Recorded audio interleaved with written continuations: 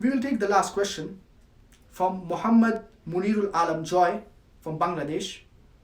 He says, can you explain the hadith regarding 73 sects in the Muslim Ummah, out of which only one sect will go to Jannah?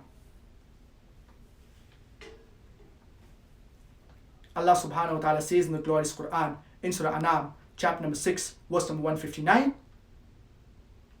إِنَّ الَّذِينَ فَرَّقُوا دِينَهُمْ وَكَانُوا شِيَعًا لَسْتَ مِنْهُمْ فِي شَيْءٍ.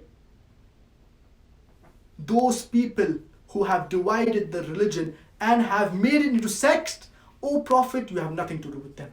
Allah subhanahu wa ta'ala clearly says in Surah An'am, chapter number 6, verse number 159, that making sects is prohibited in Islam. And Allah subhanahu wa ta'ala says in the glorious Quran, in Surah Al Imran, chapter number 3, verse number 103, وَاعْتَصِمُوا بِحَبْلِ اللَّهِ جَمِيعًا وَلَا تَفَرَّقُوا.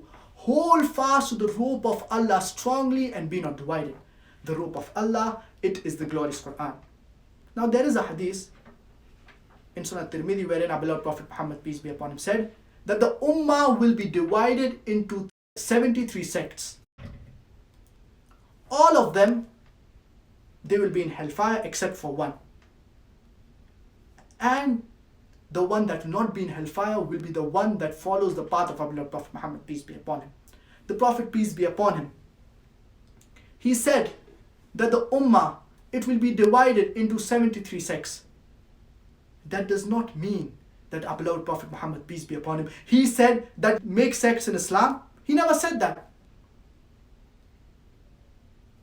We Muslims, we need to follow the Quran and the Sunnah. As Allah subhanahu wa ta'ala says, Atiyullah wa atiyur Rasul. Obey Allah and obey His Messenger. We need to follow the teachings of our beloved Prophet Muhammad, peace be upon him. If we stick to the glorious Quran and to the teachings of our beloved Prophet Muhammad, peace be upon him, we will never go astray.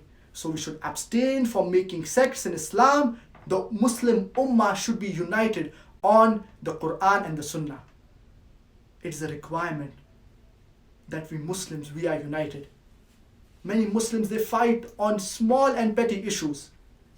But we should be united on the glorious Quran and on the teachings of our beloved Prophet Muhammad, peace be upon him.